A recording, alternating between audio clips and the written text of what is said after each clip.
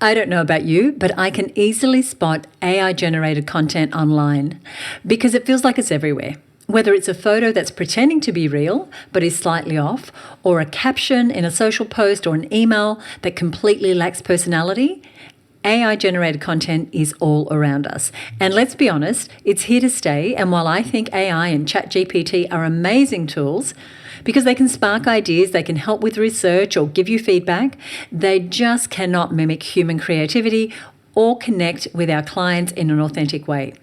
And if there's one thing you can bet on, it is this. If you are seeing and recognizing AI-generated content, your client is too. Your clients have now been trained to be wary, to not trust that what they're seeing or reading is 100% real, and they make snap decisions about whether something is trustworthy or not. That means it's more important than ever before to be the human voice in a crowd of AI so that your ideal client sees you and what you stand for and trusts you. Today we're talking about two types of AI, artificial intelligence and something we should be focusing on a whole lot more, authentic intelligence.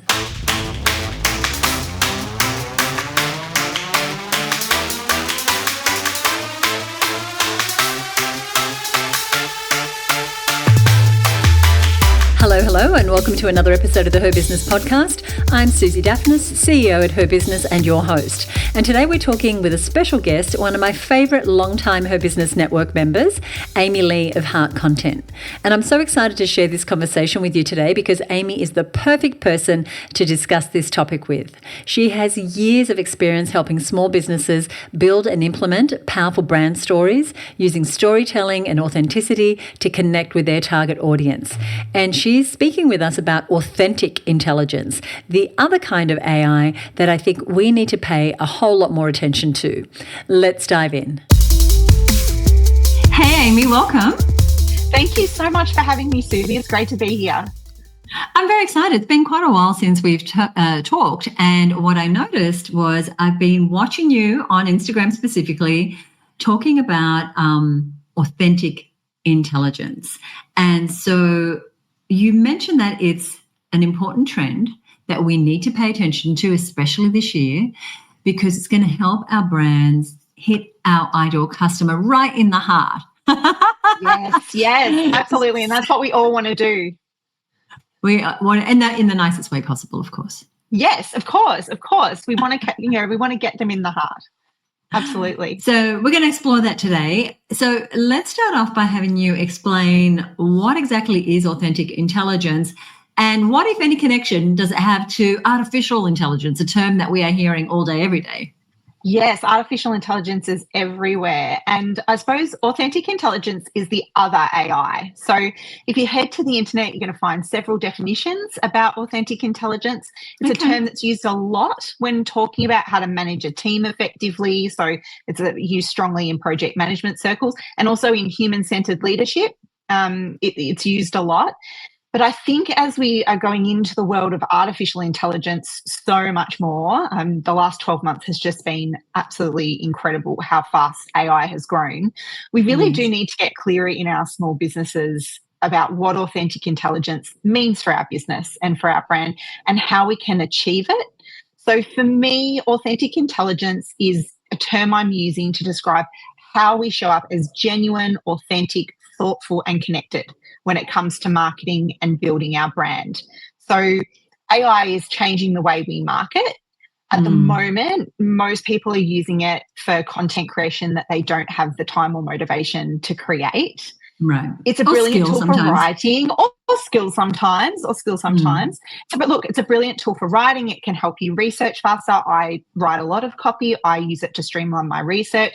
It definitely helps you overcome the blank page challenge, which is often, when I'm working with clients, that's the biggest challenge they face into. The problem is that it can only learn from what we teach it. So it's not capable of original thought. It's not particularly good at storytelling. And the catch is the more of the same that we put into it and the more of the same that we ask it, the more of the same it's going to give us. So ChatGPT is not going to turn you into a skilled marketer, and it's not necessarily going to show you how to tell great stories. It won't build your brand for you. It can't do thought leadership, cannot be creative.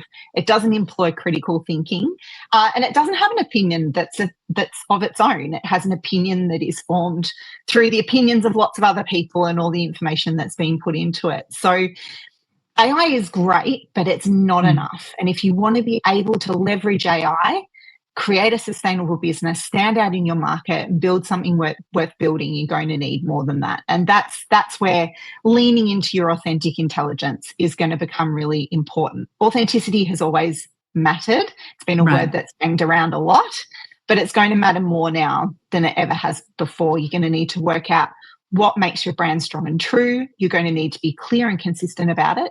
And you're going to need to know where you're going, like what you stand for and why that should matter to the people that you serve. So authenticity is going to need to be part of your strategy, and we're going to need to become deliberate about it. It can't any longer be this word that we just throw around.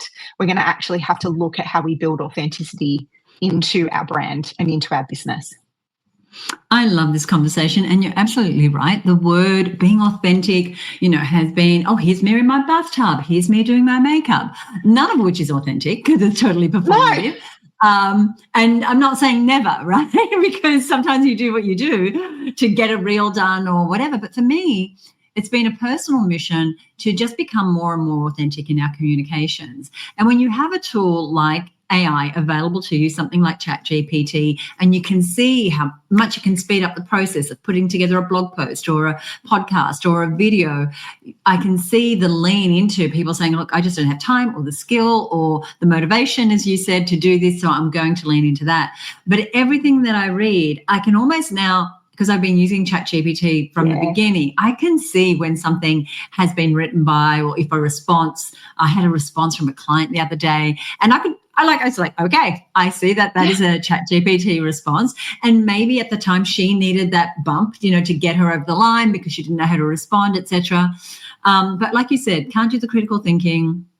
The other thing that it can't do is really build trust with customers, I think, because it's always inauthentic because it's not really you.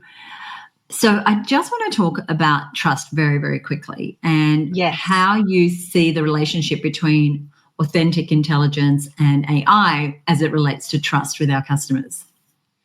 So I think, as you've already pointed out, like AI is really starting to blur the lines between what's real and what's not. So we're getting fake voices, fake images, repetitive content that's being churned out and put on every other website or in every other message.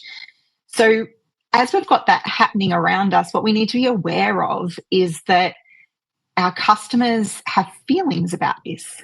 Like they have feelings about the fake things that they're seeing.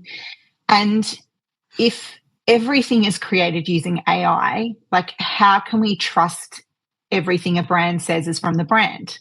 Like, how can we trust the content? How can we know that what we're seeing, reading, or hearing is true? And your customers, whether you realize it or not, are being trained to question everything they see and everything they read, because AI is creating an environment where we need to do that. Like fake news has been a thing for years and years now. We are starting to be trained to distrust things, to doubt things, to question whether something is real or not.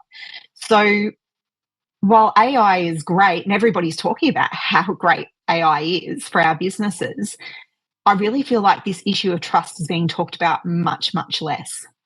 We're kind of all leaning into the trend and the bright, shiny object and how easy creating content AI can make, can do for us.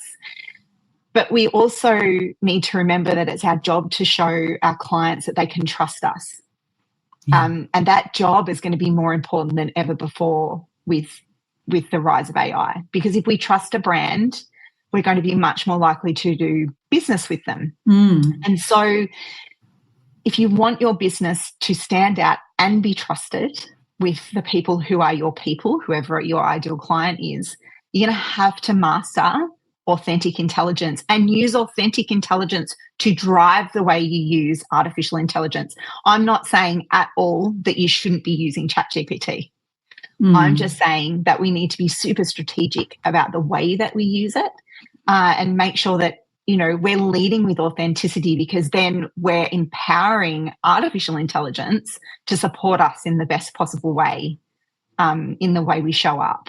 So it's not about not using AI. I'm not poo-pooing AI at all. I think it's one of the most amazing tools that's become available for small business in, you know, my 20 plus years in marketing. I think it's incredible. But we do need to be really, really strategic about how we use it, and make sure that we're not letting it do jobs that we shouldn't be letting it do, jobs that should belong to us. Thank you. There are 5 elements of authentic intelligence that you speak about and that you suggest we implement in our marketing. They are connection, care, consistency, leadership, and storytelling. Could you take us through these briefly? Yeah, absolutely. So it's one thing, as I said before, to talk about authenticity and to talk about authentic intelligence, but what does being authentic actually look like?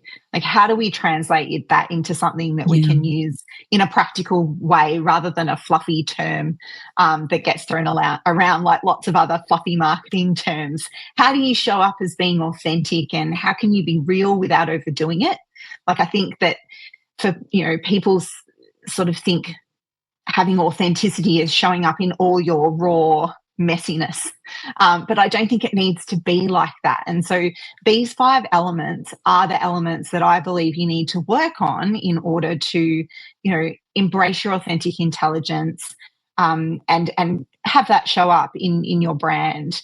So they came from me thinking about authenticity in relation to being in business, in relation to building a brand, the trends that I'm seeing being floated around from brand and content leaders that I follow, and that's where these sort of 5 key elements came from. So yeah, we've got the, you know, the 5 C's and L and an S. We can't always make them line up to make some sort of fancy, 3 C's, right? 3 C's. Yeah. As I was going through and I started to think, what's another C word for leadership? But I'm like, I'm sure, and he's done that thinking already. If I come up with one, I'll let you know. Absolutely, and we're always doing that in our business, trying to make it as easy for people to remember as possible, because like that's where, you know, that's what makes messaging powerful. So the first element is connection, and I think that this is it's important to point out too, like these 5 things are all things that AI can't do. AI can't teach, like AI can't do the connection for you. We all know what it feels like to be seen, what it feels like when we really connect with someone. And so that's why building connection is a key part of authentic intelligence. That the center of connection is understanding your customer. You need to know how they think, their thoughts, their fears, their beliefs, their motivations. I know I'm preaching to the choir here with you, Susie. That's okay. You know, connection is like my middle name. Well, not that I'm an expert at it, but it's just what I strive to, you know. And I think that we should all be striving to do that. And that's not to say that we're going to be perfect at it every time. But if we are looking for opportunities to show our customers that we really understand them, that we understand how they see the world, and link what we do with their view of the world, then that's how we create real connection. So how are you connected? Through shared values. How can you make your customer feel that they're in the right place, that they belong? And like I said, creating connection doesn't mean you have to share everything about yourself on social media. Connection doesn't mean the absence of boundaries at all. It just means I love that. I've never heard anyone say it like that, because I know so many women get scared about, well, they feel too vulnerable to be open. Yes. As I said, when I was kind of half joking, authenticity doesn't mean, you know, you in the bathtub, you know, sharing a reel. Authenticity, neither does, you know, connection or being real mean that you're sharing more than you feel comfortable, like you said, without boundaries. So 100%.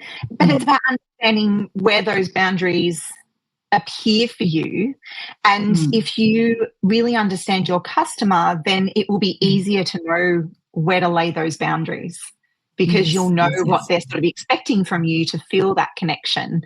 And so building those boundaries and holding those boundaries is actually easier. Like, you know, we don't have to share every little bit of ourselves to create an authentic connection. But it's really about knowing how you fit into the world of your customer and showing up in ways that help them feel seen through the connections that you choose to create.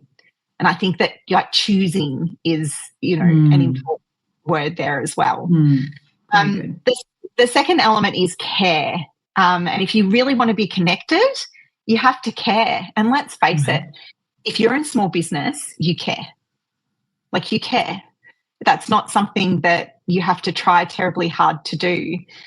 But implementing it can be tricky. Like implementing care in a really strategic way can be tricky because, look, when you care enough about your customer, your product, your vision, your mission, and the change you want to see in the world, whatever that looks like for you and your brand, your customers will see that. So it's about looking for ways to show that you care. So when you're taking the time to understand your customer, you can look at how you can care for them in what you say, what you show, and what you do in your brand. Could you give me an example of that, of demonstrating care? Yeah, so absolutely. So when I'm looking at a brand in its totality, I'm looking at very specific, elements across a business that form a brand. So let's take customer service as an example. If you want to show that you care in customer service and one of your values is people, for example. So let's say your value is people. You want to show care in customer service because, that's an important thing for you to do. You can use the value of people to show care by making choices like having a real person answer the phone on your helpline. You can make, if you're in a product-based business, you can make returning something that's not right really easy. And putting the person first in that scenario and believing them when they say, I have a problem with the product, and making the returns process as seamless as possible. That's showing you care and putting your value of people, at the forefront of your choices around how you care for your customers. It might be about having a website that's really clear and easy to understand with bright buttons that are, easy to find and not putting obstacles in the way of your customer being able to say yes. It might be having chat available 24 hours a day, 7 days a week on your website because you're selling a product that people need help with. So that they can get access to that help, and that makes it really easy. So those are just some examples of, one of them is telling the truth in your marketing, being honest about the way you go about it. And funnily enough, it seems like a silly thing to say, really, being honest in your marketing. But I think if you make a real commitment to that, to being honest about how your process works and what service you provide and who it's perfect for. Again, alignment with your customer, messaging that's in alignment with your customer, that shows that you care about the people that are important to you. And I think that's another, it is really important to remember that everybody's target market is different. So we're not talking about needing to show care to every single facet of the world. We're talking about showing care to the people that matter to you so that you can create that connection with your ideal client. Thank you. And caring is a human emotion. Artificial intelligence doesn't care. Authentic intelligence does. Very So the third C is consistency. So authenticity isn't about being sporadic or acting on every whim. So like we've talked about that already, that, we don't have to create connection by bearing our soul about every single thing that's going on in our lives. Being real can sometimes be messy, absolutely, but being authentic and trustworthy is actually about being consistent.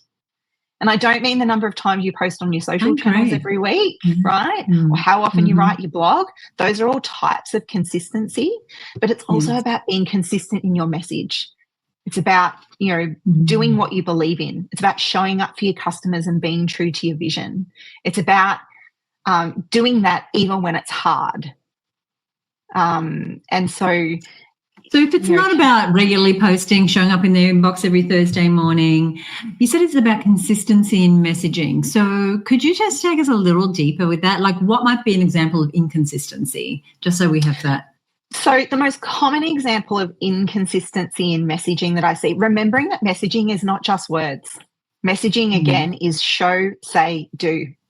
Because every time we have an interaction with our customer, we're communicating something, whether it's through words or through actions or through visuals. One of the most common inconsistencies that I see is someone will be excellent in the way they put forward themselves at a networking event.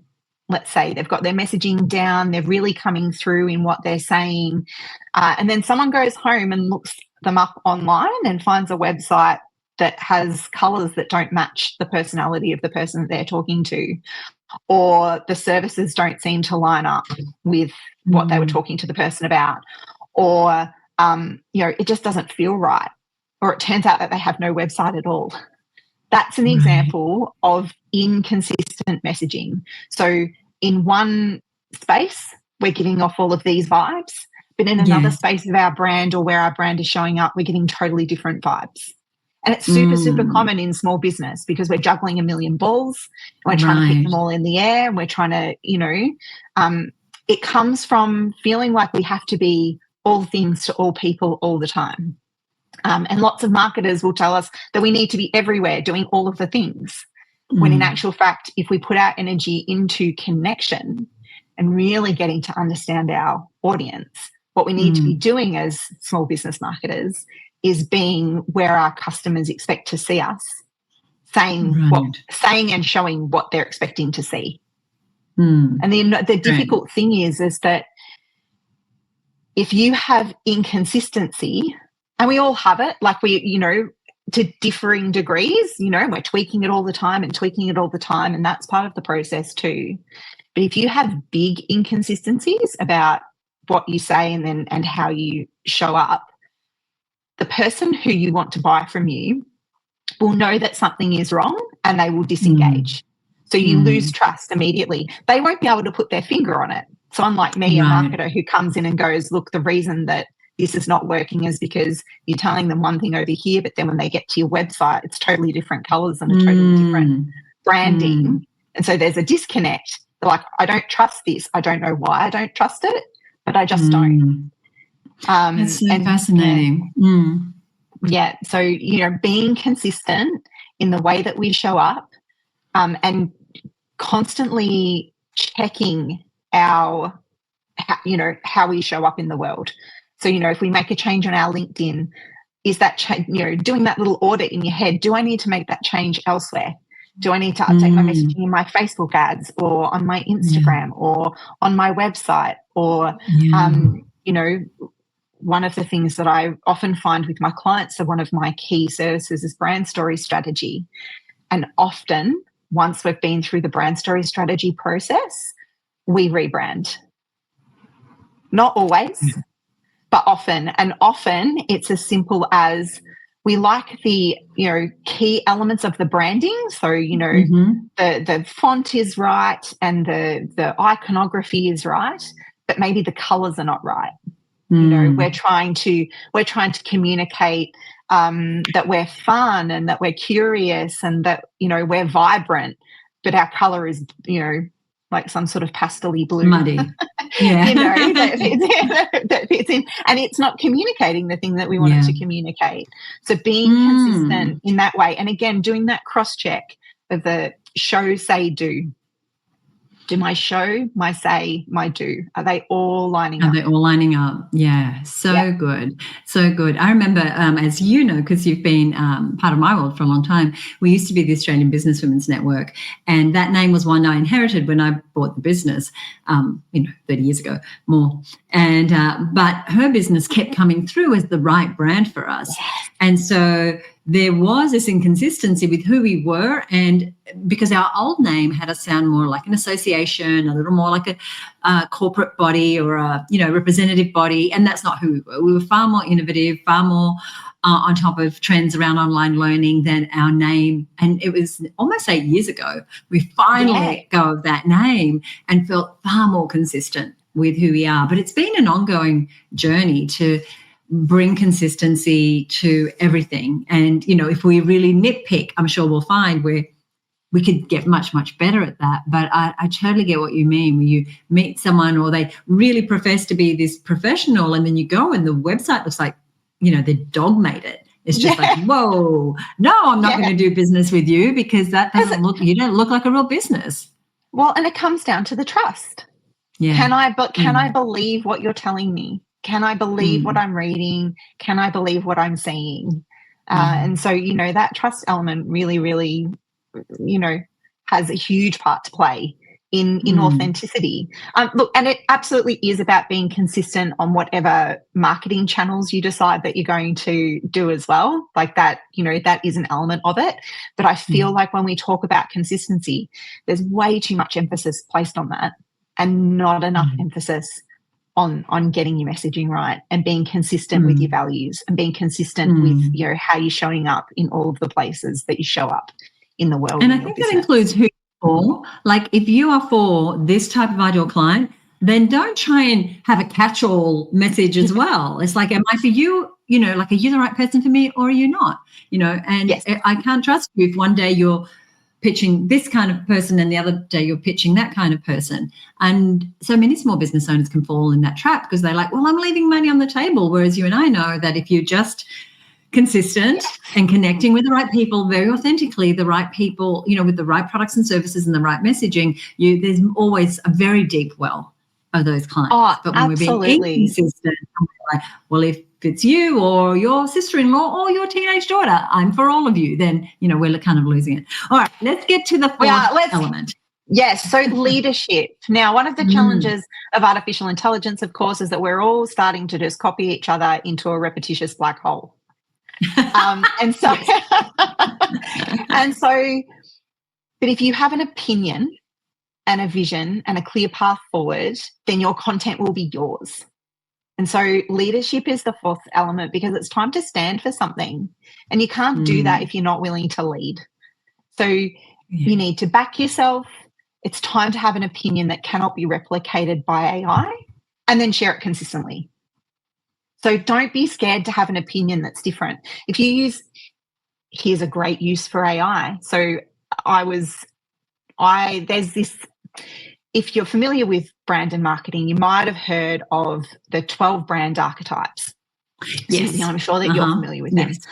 I loathe the 12 brand archetypes. I think they're incredibly lazy brand strategy, very, very, very lazy brand strategy. And I think they actually interrupt connection. I think they taint your brand personality. I don't think they really encourage you to get down into the deep, deep depths of who your customer is. They are an easy way out of doing proper brand strategy. And so I wrote an article about that. But what I did is I went to AI and I said, tell me all the reasons a small business should use the 12 brand archetypes. And it gave me a list of all of the things, and it collated all the information from across the internet telling me why it might be a good idea for a small business to, choose a brand archetype from the 12 brand archetypes. And I just wrote a counter argument to that. Ah, great. Right? So it was my opinion. So I've used AI, right, to help me. For research, like you said. For research, to work out what my opinion, to help fuel my opinion. And then I wrote something that was contrary to what lots of people think. The 12 brand archetypes are still very heavily used in marketing. Funnily enough, they actually came from psychology, like in the 1950s or 60s. And marketers have just jumped on it and poached it for their own purposes. But, that's a great example of having an opinion that might be contrary to everybody else, but that connects to the type of message that I'm trying to communicate to the people who matter to me, to the businesses that I'm trying to change, and to the people who think the same way as me and see the world in the same way as me and genuinely care about their customers. So, you know, have an opinion, back that opinion, and, you know, put it out there. Be a leader. Yeah. Right, and that is what leadership is. It isn't just about having swarms of team working for you. Leadership is about that, having an opinion, standing in your own power, saying this is who I am, this is who I'm for, here's where I agree or I don't agree. That is all showing up as the leader you are. And as business owners, I think we should all be looking to demonstrate our leadership in this way. Yeah, this absolutely. brings us to something that is, I think, your sweet spot, your area of genius, and that is storytelling. So tell us about that element. As you know, I'm, you know, massive on storytelling, and storytelling is strategy. So, and I think that's the thing that makes me a little bit different from others that specialize in brand story, is that I'm all about brand story as strategy. So, you know, how do we strategically implement, you know, brand story into our business in a way that makes it easier for us to tell stories. Now, great storytelling comes from real lived experiences. It comes from our desire for connection and care that come, you know, from other humans. It comes from leadership. You know, leaders are great storytellers, and great storytelling supports the consistency that real authenticity requires too. So storytelling is almost the thing that brings the other four elements together. And you're going to need to learn to create stories that your audience would choose to read or listen or to watch. Now, everybody finds storytelling a bit scary, but the good news is that storytelling is a skill, not a talent. You can learn to be a good storyteller. And if you want to learn to leverage your authentic intelligence, then you'll need to build your storytelling skills. Now, I think the biggest barrier people have to storytelling is that because they don't have brand story strategy in place, they don't know why they're telling the story, where to tell the story, who to tell the story to, what the story should be about, and when they should share the story. So coming back to real basics of, you know, the who, what, how, why, when, you know, if that's why storytelling gets hard, because we can all tell good stories, all of us, but knowing what stories to tell, why we're telling them, who they're for, when to tell them, so when's the right moment to tell them, and how to tell them in a way that brings our customer on the journey, that's really where the challenge is. So it's not actually in the storytelling part itself, it's the working out what stories to tell. Very good. Very good. And I'm sure that's something, well, I know that's something that you've helped other members with when they've worked with you at a deeper level. Now, of these elements that we've talked about, connection, care, consistency, leadership and storytelling, do you find there's any one that most women business owners struggle with more than any other? Well, actually, lots of people would think that it's maybe storytelling or leadership, but I think it's the one we've spoken most about, which is consistency. It's consistency that I see business owners struggling with all the time. And I think this is because we haven't done the strategic work we need to do in order to be able to be consistent. So, you know, we've already talked about the fact that consistency isn't just the amount of frequency you show up on social media. It's about consistency of message and actions and values and how these show up for us in our business. So, but if you come from a place of strategy, so both brand story as a strategy and marketing strategy, then consistency becomes much easier because you've got being guided by a clear roadmap that will show you, like I said before, the when, what, where, how, and why of being consistent. So it's about having a strategy in your business that allows you to make decisions easily about you know, where you should be marketing, what you should be saying, how you should be saying it, where your audience is. And suddenly all of this, you know, when you've got those strategies in place, consistency becomes easy. Right. Because you've got the roadmap. Like you've got the roadmap. We're not having to overthink or overanalyze every choice that we're making. We really clearly see how each step or each message or each choice we make in our business fits in to the bigger picture that allows us to be consistent. And so I think consistency is the thing that we struggle with the most. Well, thank you for pointing that out. I can totally see how that is the case, where it might seem it's some of the other things, but it's that. It's like just being, consistent across all those areas that you mentioned. And I think that it comes from, not knowing how, a couple of things. I think it comes from not being willing to draw a line in the sand and saying, this is who I'm for, and this is my ideal client, this is my message, but rather just not having clarity around who you are, what your brand is, what your brand story is, which is something I know that you help people with. And I think also being misinformed about, like, the more people I appeal to, like the more I try to appeal to more people, the more business I will have, which we know it's totally the opposite of that. It's like consistently being the right person for your ideal client is the consistency that you want to be aiming for, and having that consistency be across all the different, it doesn't matter which channels or how many times you post. It's just about being that person. And I know as we've changed our ideal client over the years, we've had to change up that messaging. When we were more, like if you're a business owner, we're for you. We've become very specific about women who are in that growth stage of their business, women who want to have a particular revenue, people who want to have plans and systems and automation and more advanced business strategies in their business. We've had to become more consistent with that. And for me, I've had to stop speaking to the person who is at the other end of their business journey, who might just be starting out or who has the real beginner questions, because I'd love to be able to help everybody, but I would be inconsistent if 1 minute I'm talking about becoming the CEO and actually running your business, and the next minute I'm talking about doing your first logo. It would just be, what's she about? Absolutely. And I think that, we don't know in business what we don't know when we first go into it. And so I do just want to say, if all of this is feeling kind of overwhelming and new, like that's a normal thing to be feeling. But the goal of it, and the goal of thinking about authentic intelligence and thinking about being strategic, is actually to remove that overwhelm, so that, we can be confident in the way that we show up in our business. And I think if we have clear, consistent messaging and a clear, consistent brand, and we know who we are and we know who we're for, your confidence will skyrocket.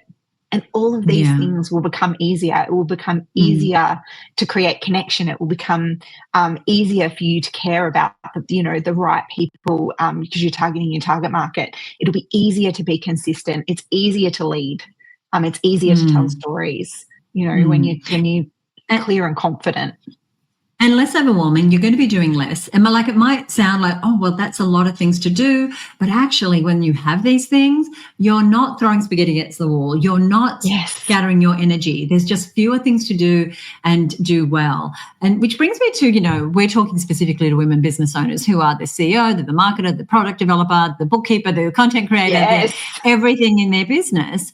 And I think you've kind of answered this question in what you just said, but what I was going to ask was your advice for those who are overwhelmed with brand storytelling and personal connection and marketing messaging. What is your advice for them? Because I feel like you've just said it, but it is about having this the blueprint in place in the first place. Yeah, it's about knowing your brand and having a strategy around that. One of the things that I see business owners do all the time is flip from one bright, shiny object to the next. And I'm guilty of it too. I'm guilty of it too. I have absolutely done it. But what doing that creates is it lands them constantly in a purely tactical space where they just kind of flip from one thing to another rather than really honing in on their message, getting really clear, having a strategy, and then implementing on that strategy. It's kind of the difference between reactive and proactive marketing. Like lots of small business owners are reactive marketers. And funnily enough, artificial intelligence is a great example of this, of following the bright, shiny object. Because whilst AI is an amazing and powerful tool, that's all it is. It's a tool. It's a tactic. And you can't get the most out of it if you don't know what you want it to do. So you need to have a strategy. If you've got a strategy, you're going to get more out of AI, because it's at its most powerful when you can leverage it with a strategy and with your authentic intelligence, basically. And when you've done this work that Amy's talking about, you'll know what questions to ask to leverage it the best way. Yes. You're not letting it be the intelligent one. You are coming in with a strategy and you're using it as a helper. Yes. But you're in control. What's interesting is I've noticed a lot on social media recently, like in the last maybe 3 or 4 months even, it's gained huge momentum, is people giving you prompts. So AI prompts that you can use for AI to give you this script or that script or this messaging or that messaging. And every single prompt says, type this in directly. And it gives you some words, and then in brackets it says your target audience. Then it gives you some more words, and then it says in brackets, insert your message or your your valuais or your service or your or the objections your clients have, or the objections or the AI is not going to answer those questions for you. So it can output the thing for you, but it can't tell you what to fill in those brackets, what goes in the parentheses. And authentic intelligence and brand story strategy can answer those questions for you. So that, again, you can leverage AI in a way where it works for you and it doesn't feel frustrating. You don't spend 5 hours of your life trying to get something out of AI that's usable. Prompts are great, but if you don't have the answers to the questions inside the parentheses, then, that's a problem you need to solve, and it's solved by strategy. Absolutely. And if we take that one example you gave of if in parentheses it's your ideal client and you have not done your ideal client work and everyone is your client, or it's very vague, like women or even women business owners, still vague, too broad, or heart-centered entrepreneurs. What is that? Right? So you want to be you want to have done the work on the ideal client. Yes. If it's asking you to put in that place, use their words. If it's asking you in parentheses to put the objections they have, we're not coming from our mind. How do we come from our market? From what we know those objections are. Again, it takes us doing the work. So it can leverage us in so many ways because it spits things out, in seconds, but we've got to be feeding it the right thing, and we can only know it's the right thing if we've done the work that Amy's talking about. I could talk about this forever. Amy, you've got a program called Brand Story Strategy Workshop. You run that a couple of times a year, and you've got one coming up. We're going to put a link to where people can get more details. We're going to invite people to follow Amey on Instagram. I do, and I love the tips. It's why we're having this conversation today. I love the tips that you're always putting out there. It's always so educational and very practical.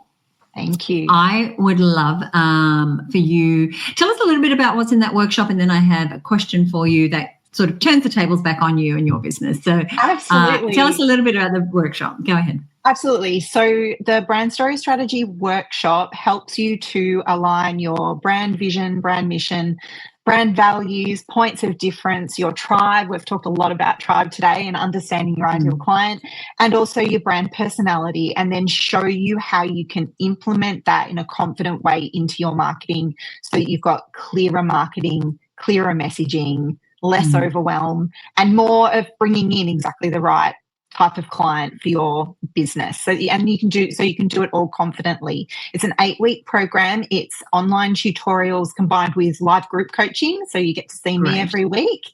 And then we do a 30-day follow-up call as well. So you get a chance to test everything that we've built together in the wild, and then come back and ask any questions that you have. And I run that a couple of times a year, and it's small group so that everybody gets, the attention that they need. And we leverage everything that everybody already knows about their business, and we take it and put it into a usable format so that it can actually be a guiding force in their business rather than throwing spaghetti at the wall, like you said before. I love that analogy. Well, thank you. We will put a link to that in our show notes. I'll give you those details in just a moment. At her business, as you know, firstly, Amy's helped a lot of our members over the years. She's got 2 beautiful children. Both times she's gone on maternity leave and said, Susie, I need to take a break and come back. She's had a wait list of people waiting to do business with her. So highly recommend, if you're looking for that support, to look Amey up. Amey, at her business, we have a tagline, which is do what you love every day. What does a perfect day in Amey's life look like as far as your business when you are doing what you love every day? Well, my vision, Susie, is to help my clients create a bigger impact in their business. And so for me, one of my absolute favourite types of day in my business is when I'm connected with my clients and we're kind of, almost telepathically hooked up together. I love that. I love strategy calls. Where we get really clear on what we're trying to do. We link everything back to brand story that I've built with my clients and content strategy. And then we, do implementation. So how do we execute on that? I love when I'm able to deliver an insight or a piece of content that really lands with my clients and they go, oh, or, I change the way that they've been looking at something or remove an obstacle for them that was standing in the way. Of them being able to have an impact and be more in their business. Because like when I'm doing that and what we're doing together makes them confident and helps them show up powerfully in the world, like I get goosebumps. I love it. When clients come back to you and say, oh, that thing has been stressing me for forever and now I've got a way forward and I know where to go and I know what I'm doing. That really lights my fire. And why I think that the brand story strategy work is just so important, because it really does help, business owners to take control of their brand, take control of their marketing, implement things in their business in a sustainable way so that they can keep growing, and, not get caught in all of the stuff that they think they should be doing, but actually doing the stuff that's going to move the needle in a confident way. So that's the thing I love the most. Thank you so much, Amey. Thank you for joining me. Thank you so much for having me. It's been wonderful. I absolutely love the prompt analogy that Amey used in this interview, because AI is never going to be able to fill in those blanks of who your ideal client really is, the objection your clients have. That is work for us to do as business owners. And AI will never know your business like you do. It will never understand your ideal client like you should. It will never be able to get into your brain and tell your stories, your unique, beautiful stories. So finding what is in those brackets that she mentioned is essential to standing out and connecting with your ideal clients. And if you need help filling in those brackets and developing your brand story, I definitely recommend connecting with Amey, because she is an expert at this. She's worked with many her business members to help them bring their brand story to life. And as she mentioned, she has a workshop coming up. She runs it a couple of times a year, and I've popped the details of that in our show notes. And I'll let you know where to find those show notes in just a moment. And of course, if you'd like to join Amey and other women business owners inside the Her Business Network, you can join the wait list for membership, and I'll put the details of that in the show notes as well. So a few weeks ago, I recorded a podcast episode with another fabulous guest, the amazing Danielle Laporte. And that episode is called How to Create Business Goals with Soul. It's episode number 287. And one of our members, Lisa West from Yoga Therapy for Mind, Body and Wellness in Southern Highlands, left this review. Firstly, Lisa helps women reconnect with themselves, break free from the cycle of stress, really reclaim their energy and their balance. And they do that with a personalized wellness plan. I'll put a link to Lisa's work, but I wanted to share what she said. She said, I'm easing into things this week, and over the break, and she's talking about the Christmas holidays, had a huge shift in mindset, especially after listening to your podcast, Susie, with Danielle Laporte, refocusing on more goals with soul and planning a little more white space in my calendar so I don't end up planning for burnout. Great idea. If you want to listen into that episode, I'm going to put a link to that in our show notes. And if you enjoyed this episode, would you leave us a rating or review, or shoot me a message at podcast@herbusiness.com, or DM me on Instagram. You'll find us at herbusiness on Instagram. This is episode 298. Our show notes are over at herbusiness.com/298. We are coming up to our 300th episode, and we are going to be doing some fun things. So be sure to subscribe to the show so that you hear all about those. And in the show notes, www.herbusiness.com/298.